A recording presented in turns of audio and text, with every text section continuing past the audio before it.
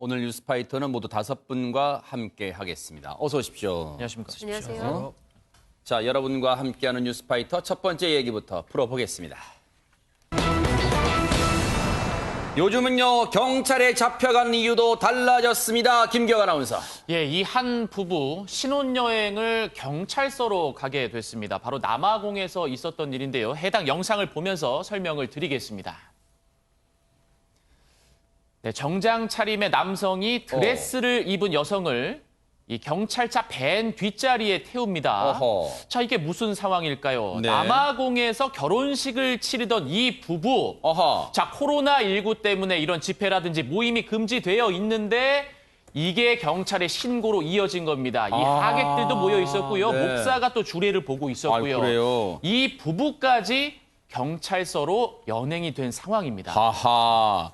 근데 그도 그럴 것이요.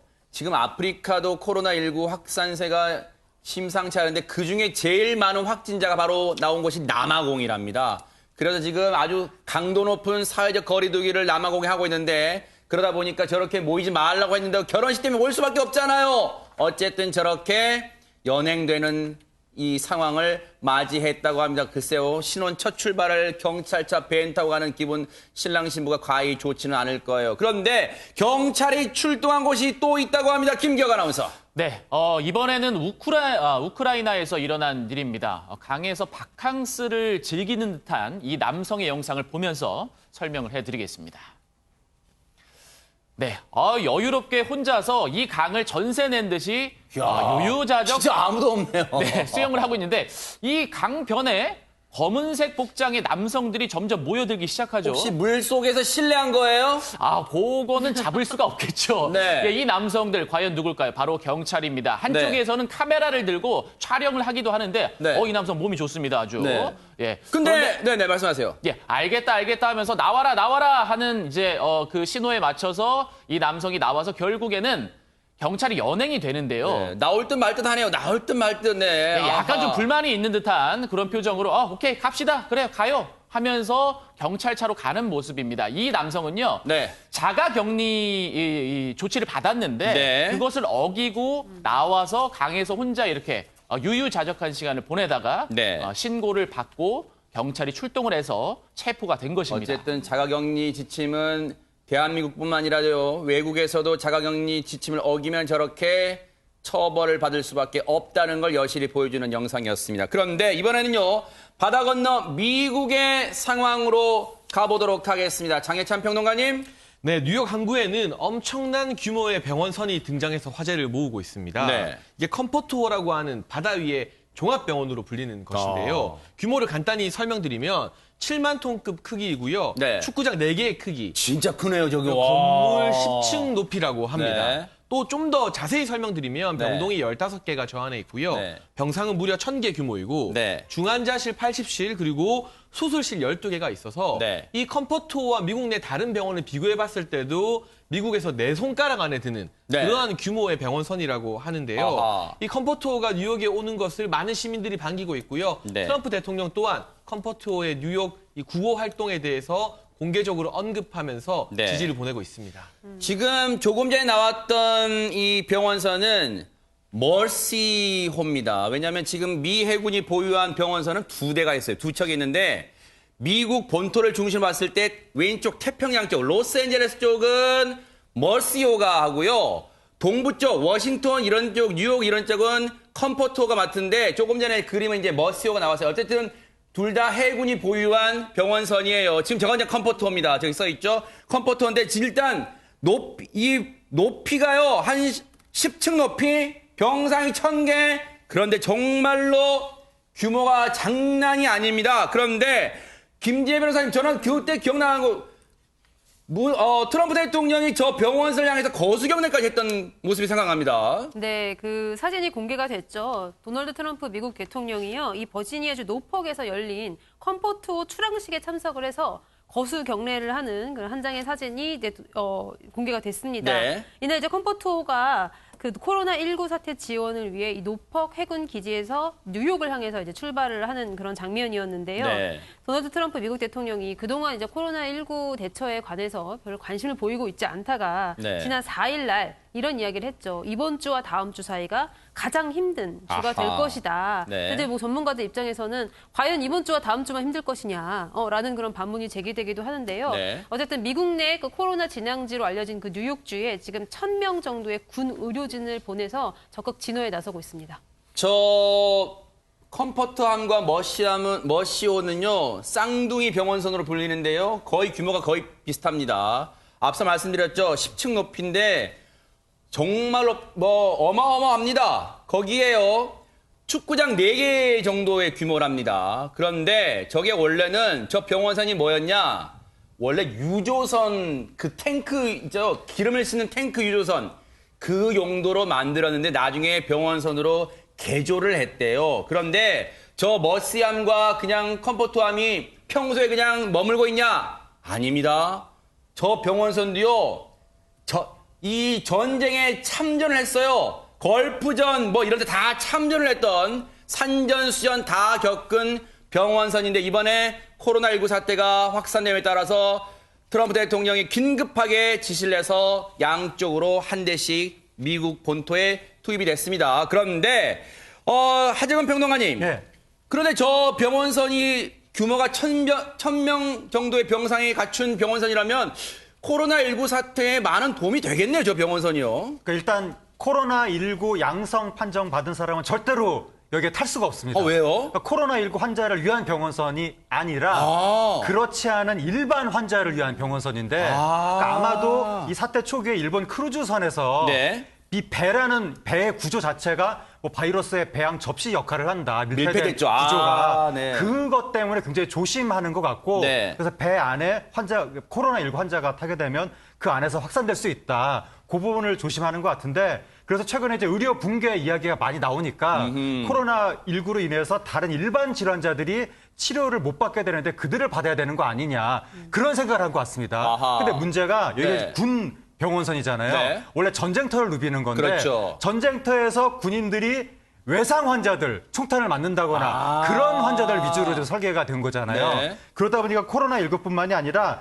일반 사식국의 질환자도 승선 불어인 상태인 거예요. 그 상태로 갔다는 건데 문제는 요즘에 사회적 거리두기로 사람들이 외출을 별로 안 할 텐데 네. 외상자가 많이 나오겠느냐. 네. 그럼 병원선이 가도 무용지물일 수 있다. 네. 그런 지적이 나오고 있습니다. 아니 그러면 이승남 원장님 저 컴포트와 머시호는 저 병원선은 등장은 요란했습니다만 지금 거의 무용지물이겠네요. 그렇죠. 근데 이게 생각대로 굉장히 발상을 잘못해서 그래요. 아하. 이거 하정현 평론가 얘기했지만 지금 거기 총기 사고도 없죠. 교통사고도 없죠. 그런 사고 없고 일본 환자 때문에 못 가는데 문제는 뭐냐.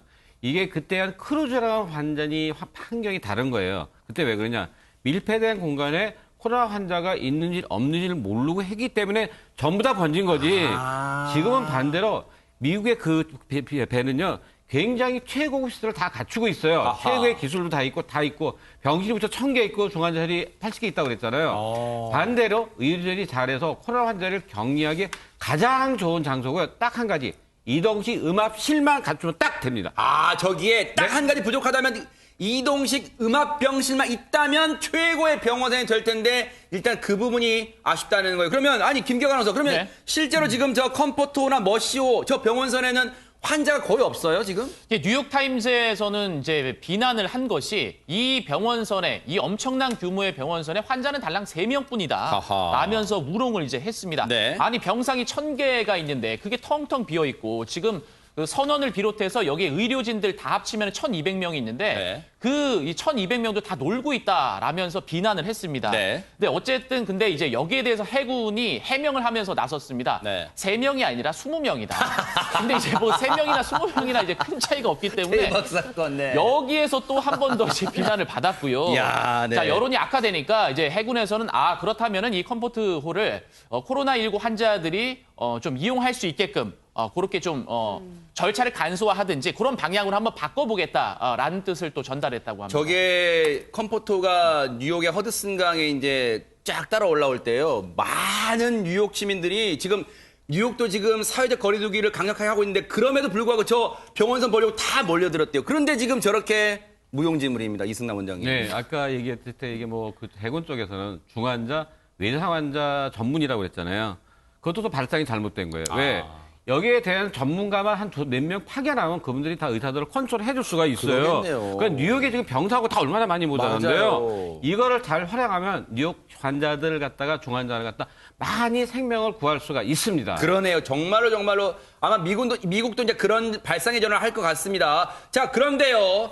주한미군, 지금 대한민국 땅에 주한미군 많이 와 있죠. 근데 주한미군이 이런 방법을 지금 사용하고 있답니다. 김기혁 아나운서, 뭡니까? 네. 이 주한 미군 기지에 출입하기 위해서는 이 절차가 필요하죠. 뭐 신분증도 확인해야 되고. 그런데 코로나19 때문에 이 절차 하나가 더 들어갔습니다. 아하. 이 코로나19에 감염이 되면은 후각을 조금 상실한다 이런 증상이 있잖아요. 그래가지고 미군에서는 우리 기지에 들어오려면 이 냄새를 맡아야 돼라고 하면서 내민 게 있는데 이게 바로 사과 식초입니다. 어허. 이 사과 식초 이제 스펀지에 혹은 저런 이런 면봉 같은 거에 사과 식초를 이제 묻혀가지고 냄새를 맡아보라고 하는 거예요. 어허. 이게 무슨 냄새인가요? 혹시 냄새 나요? 맡을 수 있어요?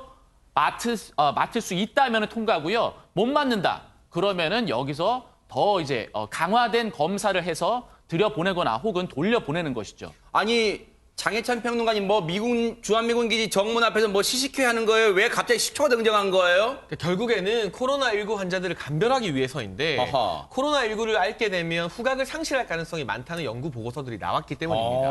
물론 이 WHO에서는 아직까지 연관성이 입증되지는 않았다고 합니다만 영국의 이비인후과 감염 단체 같은 경우 네. 코로나19를 겪을 때 높은 확률로 후각을 상실할 수 있다. 이런 보고서를 발간했고요. 네. 영국 런던의 킹스 칼리지에서도 500여 명이 넘는 코로나19 환자를 대상으로 조사해 본 결과 59%가 후각을 잃었다는 보고를 냈기 때문에 저게 100% 정확한 조사는 아니지만 1차적으로 저곳에서 식초 냄새를 못 맡을 정도라면 따로 떼서 정밀 검사를 한 그러한 용도로 저 같은 식초 테스트를 쓰고 있는 것 같습니다. 주한미군 측에 저런 조치는 일리는 있습니까? 이승남 원장님 어떻습니까? 그러니까 일리가 있다기보다는 이제 그냥 다 검사를 못 하니까 그냥 대체적으로 한 것 같은데 과학적인 게 아닌 게 뭐냐면요. 제가 처음에도 말씀드렸지만 코로나19 바이러스는 코로나 바이러스거든요. 네.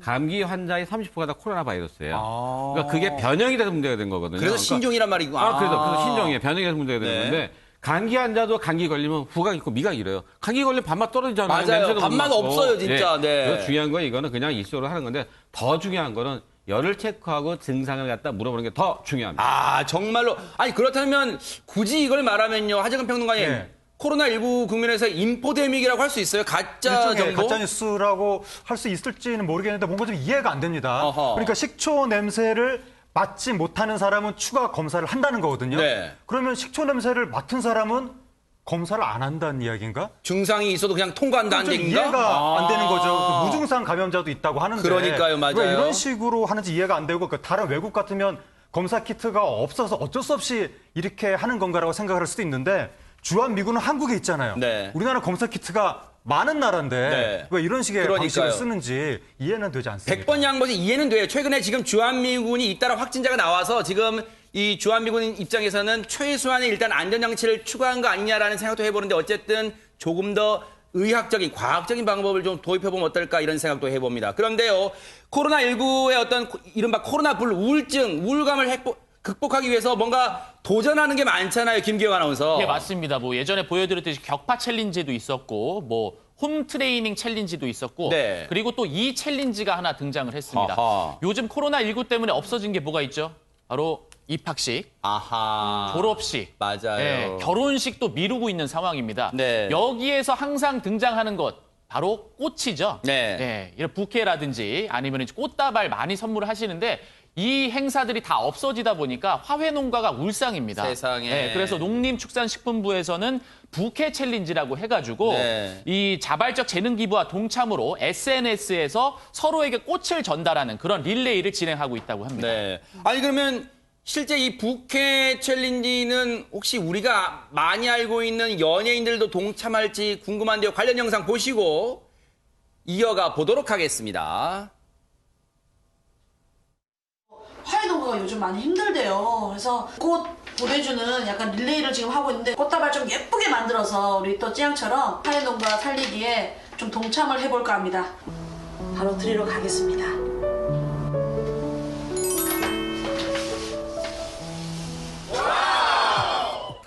제가 대한민국 화훼농가 여러분들 코로나19 때문에 많이 힘드시다고 들었습니다.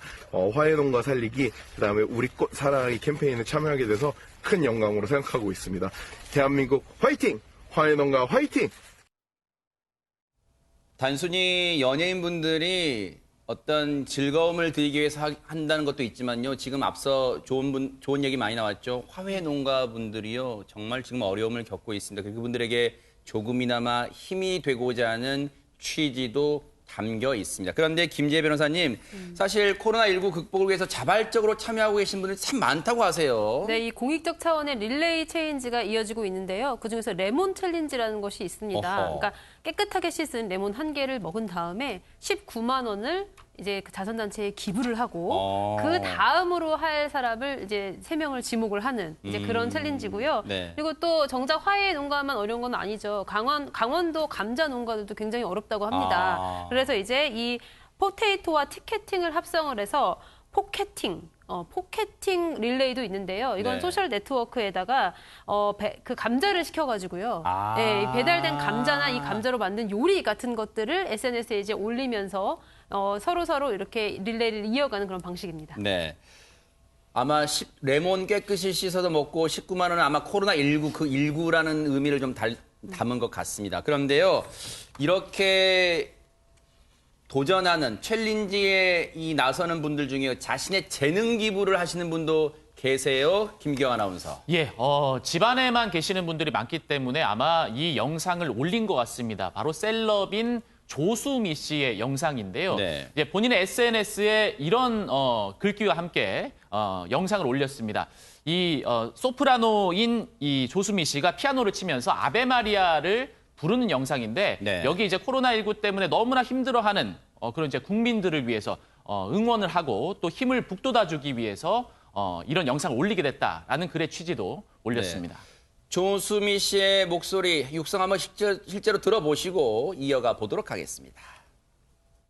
For all the brave doctors and nurses, those fighting the disease, and all the people who are suffering in this moment, I'd like to sing Ave Maria by Schubert.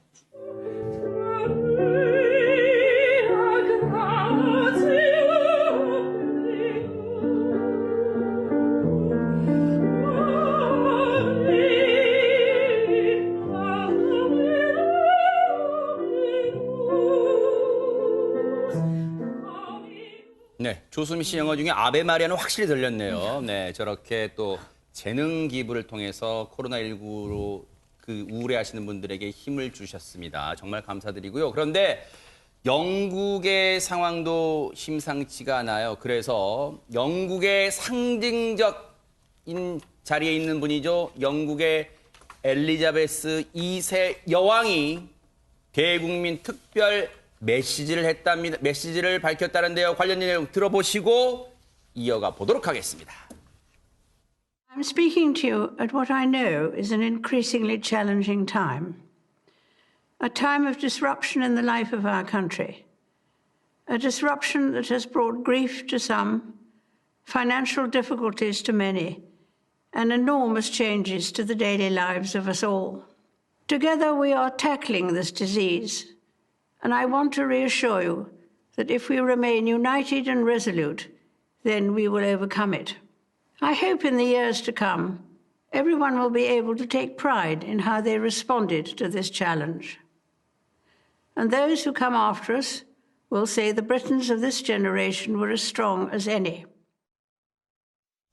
글쎄요, 영국 여왕이라는 그걸 이 머리에 인식하고 저 영상을 봐서 그런지 글쎄요, 김기영 아나운서 뭔가 좀 기품이 느껴지는 뭐 대국민 메시지를 전한다 이런 생각도 듭니다. 예, 맞습니다. 그런데 이 그 영국의 여왕이 대국민 담화를 하는 경우가 굉장히 적다고 합니다. 아, 그래요? 지금 68년 정도 집권을 하고 있는데 와. 그동안 이제 코로나19 지금 영상을 포함해서 5번밖에 하지 않았다고요. 아, 그래요? 예, 그만큼 사태를 굉장히 좀 심각하게 바라보고 있고 네. 국민들을 응원하고 있는 상황인데 자, 어떤 특별 연설이 있었냐면요. 1997년에 이제 며느리인 다이애나 왕세자빈의 장례식 직전에 네. 연설을 한 번 했었고 네. 그리고 2001년에 걸프전 개전 때 한 번 했었고 그리고 네. 2002년에 이제 모친이었던 여왕의 별세 네. 그때 한번 또 했었고요. 그리고 코로나19 직전, 그 전에 2012년에 축이 60주년 기념으로 대국민 담화를 했었습니다. 그런 점에서 이번이 5번째 특별연설이라면 지금의 코로나19 사태를 엄중히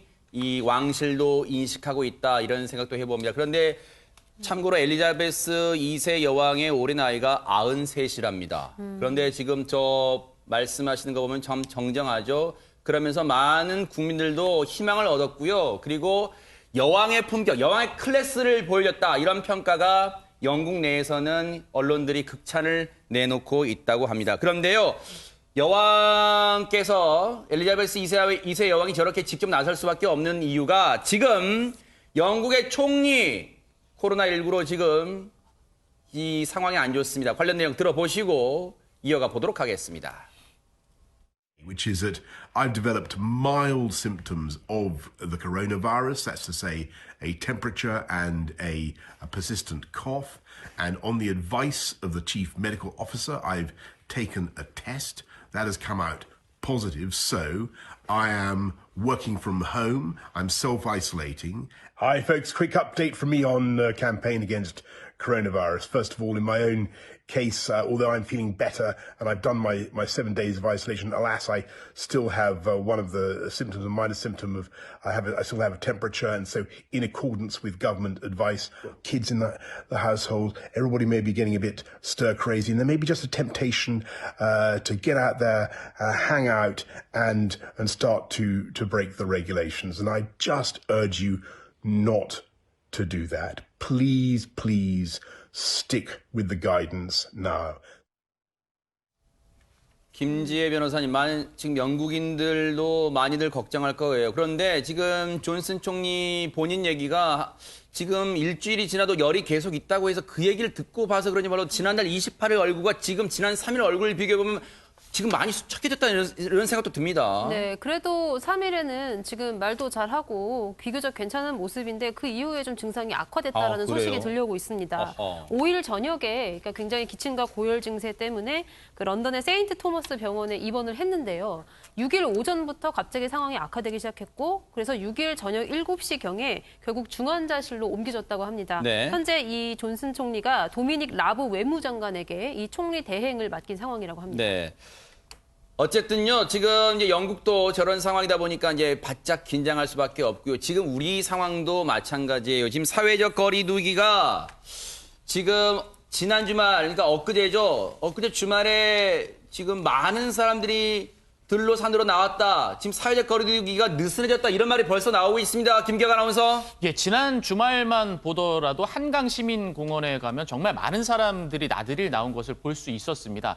실제로 이것을 데이터화해봤을 때 과연 인구 이동량이 얼마이냐 이 수치가 나온 건데요. 그런 것도 조사할 수 있나 봐요. 예, 본인이 거주하는 이제 동만 벗어나도 이것을 인구 이동으로 본다고 합니다. 이렇게 따졌을 때 그 수치를 말씀드리겠습니다. 네. 일단 사회적 거리를 두기 시작했던 3월 21일의 이동량은요.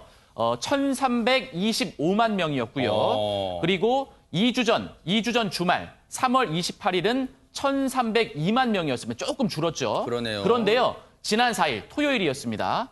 지난 토요일에 전국의 인구 이동량이 1,354만. 그러니까 2주 전과 비교를 했을 때 늘었네요. 예, 훨씬 더 늘어난 것이죠. 사실 저 때가 애초에 정부가 발표했던 사회적 거리두기의 마감 시한이었는데 지금 저 때로 비교해보면 2주가 지금 추가로 연장된 거잖아요. 그런데 저 때 지금 주말에 보세요. 많은 분들이 이동을 했다는 거예요. 이런 흐름은 장혜찬 평론가님, 글쎄요. 좀 심각하게 봐야 됩니까? 어떻습니까? 그렇죠. 당연히 심각하게 봐야 되는 것이고요. 정부에서 사회적 거리두기 지침 발행하지 않았을 때 그럴 때 우리 국민들의 주말 평균 이동량이 1,800만 건 정도 됐다고 합니다. 그런데 코로나 확진자가 나오고 확진세가 급증하면서 2월 29일에는 1,000만 건 가까이 내려갔어요. 근데 정부 지침이 발표되고 이제 2주 기간이 거의 끝나는 줄 알았는데 다시 2주가 연장됐잖아요. 많은 국민들이 피로감을 느끼면서 1,300만 건 이상으로 다시금 조금씩 증가하는 모습인데 정부에서도 오죽하면 경제 위기에도 불구하고 이 사회적 거리두기를 연장하겠습니까? 그런 만큼 다소간의 답답함을 느끼시더라도 국민들께서 다가오는 주말에는 좀 더 많은 협조를 해주셨으면 하는 그런 바람이 듭니다. 이러다 보니까 정부의 호소도 지금 목소리가 타들어가고 있습니다. 관련 내용 들어보시고 이어가 보도록 하겠습니다. 계속된 사회적 거리두기로 피로감을 느끼는 국민들이 늘어나면서 강력한 사회적 거리두기를 호소했던 지난 2주간 오히려 국민 참여가 약화된 모습을 보였습니다. 지난 주말 저희가 그저께 자료를 분석했습니다만 다시 4%포인트 정도 증가해서 인원수로 보면 20만 명의 증가량입니다. 주말에 답답함을 견디지 못한 많은 시민들께서 외출하셨습니다. 물리적 거리두기는 남을 위한 배려일 뿐 아니라 스스로를 지키는 가장 효과적인 방역 수단입니다. 이승남 원장님, 정세균 총리가요 그런 얘기도 덧붙였습니다. 만약에 사회적 거리가 느슨해지면 서구, 미국, 유럽 같은 위기가 올 수도 있다 이런 얘기를 하고 있어요 지금. 그건 당연한 얘기입니다. 아 그래요? 왜냐하면 지금 유럽에서 가장 문제된 게 그 처음에 사회적 거리두기 안 하고 마스크 안 쓴 거 했기 때문에 그것으로 해도 많은 환자가 퍼졌거든요. 또 이렇게 모이게 되면 문제가 돼요. 근데 솔직한 얘기로 네. 저도 이제 매일 이제 모임 입고 하다가 맨날 집에서 집사람 밥 해주고 먹다 보니까 저도 약간 좀 그런 거 많이 느끼니까 다른 사람들 마찬가지거든요. 그래서 저는 한 가지 제안을 하고 싶어요. 뭘까요? 뭘 하는 게 좋겠냐면은 우리가 이제 나갈 수는 없으니까 네. 어딜 가게 되면은 입장객 수를 제한하는 거예요. 그러니까 돌아가면서 올 수 있게. 그러면 이제 하는 게 굉장히 좋고 네. 또 한 가지는 뭐냐면요. 우리가 시간별로 명분만 들어가게. 왜? 입장객도 제한하고 한꺼번에 왕창 몰려 들어갔잖아요. 그러니까 아하. 시간당 몇 명만 들어가게 하고 그 사람들이 돌아다니게 하게 되면은 아하. 좀 마음도 풀리고 좋잖아요. 그러니까요. 왜냐하면 공간이 넓어지니까. 네. 바로 이런 부분도 방역 당국이 아이디어 차원에서 같이 고민해 보는 것도 좋을 것 같습니다. 그런데 더 걱정은요. 이번 주말, 오늘이 화요일인데요. 이번 주말이 더 고비랍니다. 왜 그런 겁니까? 하정은 평론가님. 해마다 이맘때가 되면 얘는 제작진들이 고심에 빠지거든요. 왜냐하면 시청률이 떨어지니까. 아하. 많은 분들이 추울 때 집에 있다가 본격적으로 바깥으로 나오는 시점인 거예요. 아, 이 시점이. 그러네. TV 안 봐요. 맞아요. 네, 그래서 아하. 지금 특히 이번 주말에 수도권에 벚꽃이 만개하는 시즌. 그 시기예요? 이번 주말이요? 그리고 이번 주 일요일 12일에 기독교계 최대 축일인 부활절이라고 해서 어느덧 그렇게 됐네요. 예배를 또 볼지도 모른다. 아하. 그리고 최근에 그나마 조금 조심하던 젊은이들이 이제 클럽 같은 데 운집하는 양상이 나타나고 있다. 네. 그러다 보니까 이번 주말에 굉장히 많은 사람들이 나올 수도 있다. 네. 많은 분들이 걱정을 하고 있는 거고 네. 이럴 때일수록 우리가 긴장의 끈을 더 조여야 되겠습니다. 그럼 실제로 여의도 벚꽃축제는 취소됐습니다만 어떻게 대비하고 있을까요? 김재 변호사님. 그러니까 윤중로 입구를 일단 차단을 했어요. 네. 그리고 또 여의도 한강공원 주차장도 폐쇄를 했습니다. 어허. 그러니까 사람들이 모이지 않도록 할 수 있는 조치는 다 하고 있는 것 같은데 네. 이제 그럼에도 불구하고 이제 계속해서 한강공원 등에는 이제 여러 사람들이 이제 밀집되어 가는 그런 양상이고요. 다만 이번 주말 대비책을 굉장히 이제 고심하고 있는 것으로 알려져 있습니다. 개신교 입장에서는 서운할 수 있겠습니다만 부활절 예배를 앞두고 부활절을 앞두고 진짜로 많은 교회들이 예배를 진행할까요? 어떻습니까? 우선 한국교회총연합회 심평식 사무총장은 모든 교단이 계속해서 온라인 영상 예배를 할 것을 권고했다고 합니다. 교단 차원에서는 특별히 지침 변화를 내리지 않은 것인데요. 네. 그런데 문제는 이 교단의 권고에 강제성이 없기 때문에 네. 개별 교회들이 부활절 예배를 현장에서 드리게 될 경우 실질적으로 막을 방안이 마땅치 않다는 것이 하나의 문제점으로 지적이 되고 있고요. 네. 또 유현식 서울시 문화본부장 말에 의하면 지난 주말에 그 전주와 비교해봤을 때 현장 예배를 연 교회들이 서울시 내에서는 조금 더 늘어났다고 합니다. 아하. 부활절이 오게 되면 더 늘어날 수도 있는 만큼 아무리 중요한 날이라 할지라도 조금 더 국민들의 안전을 위해서 많은 교회가 온라인 예배를 고수해 주셨으면 하는 그런 마음이 듭니다. 그래요. 그런데 등잔 밑이 어둡다고요? 이런데 지금 막 사회적 거리두기 해달라고 호소하면 뭐합니까? 지금 이곳이 뚫리고 있는데요. 김기학 아나운서. 예, 코로나19에도 이것은 굉장히 많은 사람들로 북적였죠. 바로 클럽입니다. 아하. 이 젊은 청년들이 주말만 되면 이 클럽에 굉장히 많이 모였었는데 네. 사실 많은 클럽들이 문을 닫았다가 이제 슬슬 문을 여는 것도 있고 네. 이 기습적으로 클럽 문을 갑자기 여는 곳도 있습니다. 바로 네. 지난 주말에 이런 일이 있었는데 일부 클럽에서 새벽 1시쯤에 SNS에 우리 클럽 문 엽니다라는 이제 홍보글을 올리게 됩니다. 네. 자, 이 글을 보고 많은 청년들이 갑자기 그 새벽에 엄청나게 몰린 거예요. 세상에. 이게 어떻게 이 소식을 듣는지도 참 저는 신기한데 그러니까요. 많은 사람들이 몰려가지고 서울시에서는 굉장히 당황을 한 겁니다. 네. 그러니까 이렇게 되면은 서울시에서도 갑작스러운 상황이기 때문에 이걸 통제를 할 수도 검역이라든지 방역을 갑작스럽게 하기도 참 힘든 상황인 거죠. 그렇죠. 네. 앞서 그 클럽에 줄 선 거 보세요. 사진 앞서 나왔죠? 2m는커녕요. 앞뒤 간격이 한 20cm 됩니까? 진짜 30cm도 안 떠 이게 다닥다닥 붙어서 저렇게 줄 서 있어요. 클럽 들어가려고. 왜 이럽니까 정말. 그냥 코로나 블루 때문에 우울감 때문에 춤춘다고 항변할 수도 있겠습니다만 이거 진짜 지역사회 감염 퍼지면요. 코로나19 종식선은 멀어질 수밖에 없어. 터널이 안 보여요. 그런데요. 여기에 끝나는 게 아니라요.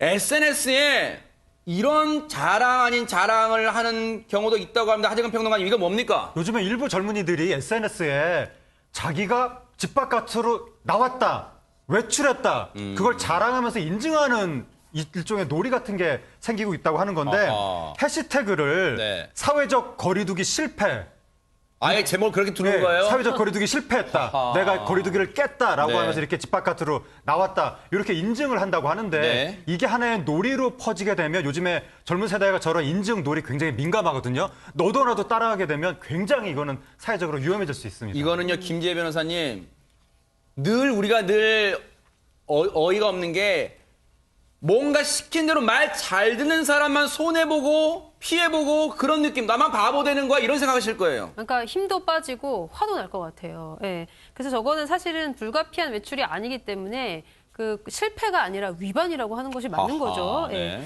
그래서 이제 네티즌들이 달려가서 비판을 했습니다. 아하. 이런 거 하지 말고 집에서 있고 좀 사회적 거리두기 좀 지켜라라고 하니까 이제 몇몇 해당 그 게시글은 삭제되기도 했는데 저런 약간은 지금 정부 정책을 좀 조롱하고 있는 그런 뉘앙스로 들리는데 그렇게도 느껴져요. 예, 굉장히 좀 안 좋은 그런 경향이 아닐까 싶고요. 좀 제대로 우리가 다 함께 동참해서 사회적 거리두기를 실천해야 될 것 같습니다. 네.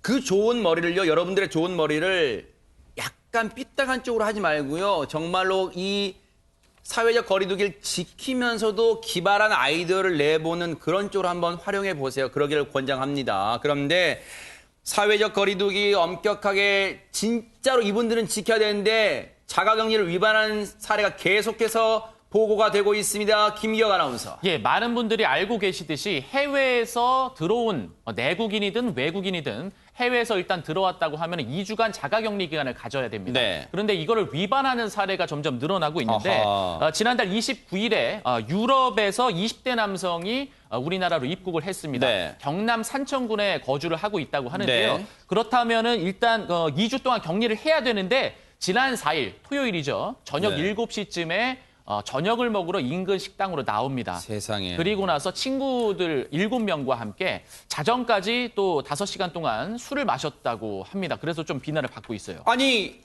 유럽에서 입국했으면 자가격리 앱을 설치했을 거 아니에요. 근데 모르는 거예요, 당국은? 김기혁 아나운서. 네, 그렇죠. 자가격리 앱으로 관리 감독을 하고 있는데 네. 이게 스마트폰 같은 경우에는 그 GPS 기능을 끌 수가 있어요. 아, 그래요? 예, 나의 위치가 검색이 되는 것을 막을 수 있는 기능이 있기 때문에 이걸 꺼버리면은 이제 완전 앱의 무용지물 되는 존재도- 거잖아요. 예, 그렇죠. 맞습니다. 예. 아니, 그러면 김지혜 변호사님, 저 사람은 자가격리 규칙도 어기고 수칙도 어기고 나가서 5시간 동안 술 마신 걸 어떻게 걸린 거예요, 그러면? 이제 그 술자리를 위해서 가게에 들어갔을 거 아니에요. 근데 그 식당에 있었던 손님이 우연히 이들의 대화를 엿들은 겁니다. 근데 그 대화 내용 중에 나 자가격리 위반인데 나왔다? 참. 뭐 이렇게 얘기를 했겠죠. 그래서 결국은 그 자가격리 위반으로 신고가 됐고요. 산청구는 이 남성을 또 경찰에 고발을 했습니다. 네, 왜 이런답니까, 정말. 그런데요, 자가격리 수칙을 어기는 것도 이유가 가지가지입니다, 장혜찬 평론가님. 네, 38세 A씨 같은 경우는 지난 1일 필리핀에서 입국해서 자가격리 대상이었습니다. 그런데 국내 거처가 없어서 지인이 소개해준 이 이천시의 한 회사 기숙사에 머물기로 했습니다. 네. 그 기숙사에서 이제 자가격리 앱도 깔고 생필품 지원도 받았는데 네. 이 사람이 숙소가 마음에 안 든다는 이유로 친척이 있는 안산시로 거처를 옮겼습니다. 무단으로 거처를 옮겨서 안산시에 있는 한 모텔 숙박업소에서 잠을 잔 사실이 뒤늦게 방역당국에 의해서 발각이 된 겁니다. 네. 아니, 그러면 저 안산에 있는 모텔에 가서는 잘 지냈대요, 장혜찬 평론가님? 담당하는 이천시 공무원이 A씨에게 전화를 걸었습니다. 그런데 전화도 받지 않고요. GPS 신호도 안 잡힌 겁니다. 오후 늦게 이 이천시의 보건소 담당자와 연락이 닿았는데 그제서야 이 A씨가 전남 신안군의 아버지 집에 있다. 아버지 집에 격리돼 있겠다면서 본인의 의사를 밝히면서 그간의 행적을 추적할 수 있었습니다. 하하.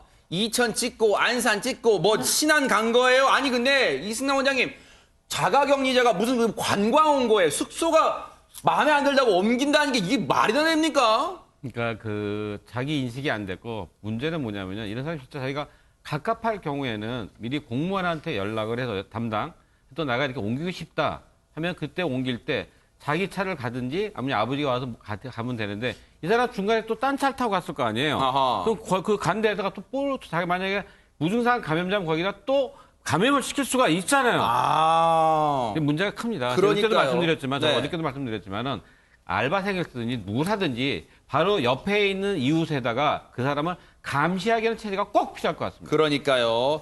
자, 그런데요. 자가격리 수칙을 어기신 분은 물론 비판받을 수 있죠. 그런데 글쎄 이 부분은 좀 어떨까? 조금 억울한 부분이 있을까요? 이분 같은 경우는 하재근 평론가님. 지금 상황이 엄중해서 억울하다는 표현은 조심해서 해야 될 것 같은데 아하, 네. 어쨌든 어떤 사례가 있었냐면 네. 40대 모친하고 10대 아들이 지난 2일에 한국으로 들어온 겁니다. 아하. 인도네시아에서. 네. 근데 들어왔는데 코로나19 음성 판정을 받았습니다. 네. 그래도 혹시 모르니까 16일까지 자가격리가 이제 처분에 내려진 것인데 네. 이분들이 아파트에서 네. 익산의 아파트에서 잠깐 한 6분 정도 6분. 놀이터에 나와서 산책을 한 이후에 귀가를 했다. 아하. 6분 산책. 그런데 이웃 주민이 신고를 해서 경찰에 출동한 사건입니다. 그러면 놀이터라면은 또 아파트 놀이터라면은 CCTV도 있을 테니까 아마 출동한 당국에서 그 모습도 확인을 했을 거예요. 그럼 6분간 글쎄요. 어떻게 봐야 될지 진짜 하재근 평론가님 말씀 잘해 주신 거. 저 6분을 나온 거를 길다고 봐야 되는지 짧다고 봐야 될지 모르겠습니다만 그럼 6분간 접촉한 사람은 없어요? 김계관 아나운서? 일단은 이 아파트 단지가 크지 않고 사는 세대 수가 그렇게 많지 않다고 합니다. 그거는 네. 이제 다행이고 그리고 이 엄마와 아들은 엘리베이터를 이용하지 않고 계단을 이용해서 네. 아무래도 이제 버튼이라든지 이런 만지는 부분 그리고 이런 접촉이 없었다고 합니다. 네.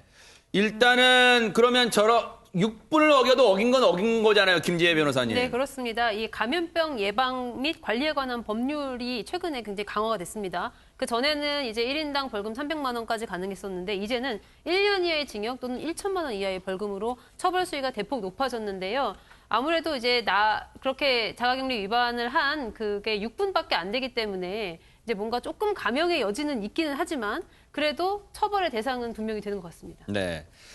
어쨌든 저분 입장에서는 10분도 안 됐는데 무슨 벌금을 내라고요? 라고 억울해할 수도 있겠습니다만 하재근 평론가님 말씀처럼요. 정말 잘 지키시는 분들도 많기 때문에 저런 분들도 본인은 억울할 수 있겠지만요. 이거는 정부가 무관용 원칙을 베푼다 그랬잖아요. 어쩔 수 없는 상황이다 이런 생각도 해봅니다. 그런데 지금요. 정부가 이 자가격리 앱만으로는 뭔가 이 자가격리 수칙을 어기는 사람들을 통제하기가 어렵다고 판단했나 봐요. 그래서 꺼내든 카드가 있다면서요, 장혜찬 평론가님? 네, 정부에서는 보다 강화된 예방책으로요. 손목 밴드 형태의 확인 기기를 지금 논의하고 있습니다. 아하. 아직까지 입장이 결정된 것은 아닌데 네. 일각에서는 뭐 전자팔찌라는 용어를 사용했지만 오늘 중대본 브리핑에서는 손목 밴드라고 표현을 좀 정정하기도 했고요. 아무래도 어감 때문에 그럴까요? 어떻습니까? 네, 전자팔찌. 그렇죠. 전자팔찌는 이 범죄자들에게 부착하는 전자발찌를 연상시키기 때문에 좀 부정적인 어감이라서 손목밴드라는 표현을 쓰고 있습니다. 네. 오늘 정세균 국무총리 주재로 관계 장관들이 비공개 회의를 열었습니다. 네. 그런데 이 안에서도 입장이 상당히 많이 다른 것 같습니다. 일각에서는 이게 법적인 근거가 없고 또 헌법상 인체의 어떤 자유를 침해할 수 있는 부분이 있기 때문에 아하. 인권을 유지하는 차원에서도 반대하는 그런 입장을 보이고 있어서요. 어떤 결론을 내릴지 조금 더 시간이 필요해 보입니다. 그러니까 정부 내에서도 갑론을박이 되고 있다는 거예요. 그런데 하재근 평론가님, 만약에 이제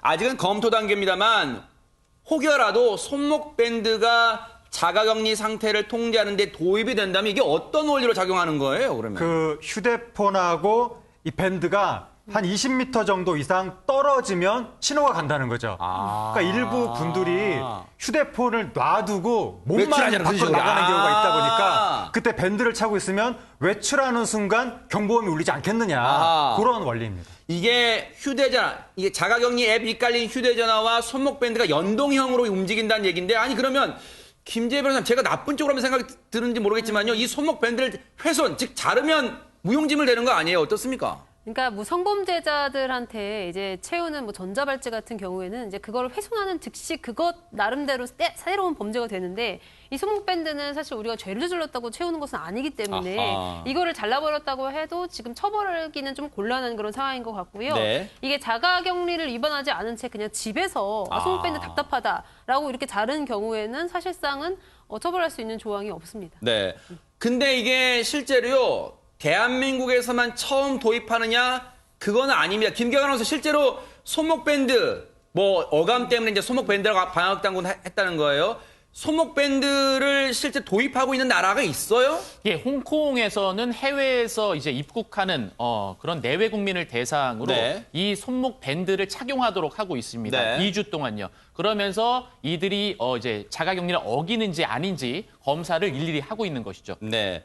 어쨌든 아직은 검토 단계인데요. 정말 정부가 고심을 해서 최선의 방안이 어떤 쪽인지를 결정해 주기를 좀 기대를 해보겠습니다. 여러분, 오늘이 4월 7일입니다. 무슨 날인지 아세요? 여러분, 신문의 날? 물론 신문의 날 맞습니다. 그런데요, 지금 국면에서는 더 중요한 날입니다. 관련 내용 들어보시고 이어가 보도록 하겠습니다. 오늘 4월 7일이 세계보건기구가 정한 보건의 날입니다.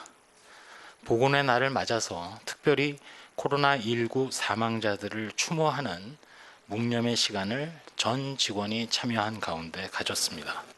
지금까지처럼 이렇게 의료계 그리고 국민들이 다 같이 힘을 모아서 코로나19에 대응을 해 나간다면 분명히 우리는 코로나19의 유행을 잠재울 수 있다고 믿습니다. 오늘도 가정에서 그리고 직장에서 또 의료기관 등에서 헌신하시고 노력하시고 동시에 사회적 거리에 동참하는 국민 여러분, 또 일선 의료기관에서 헌신하시는 모든 보건 의료인 분들께 거듭 감사드립니다.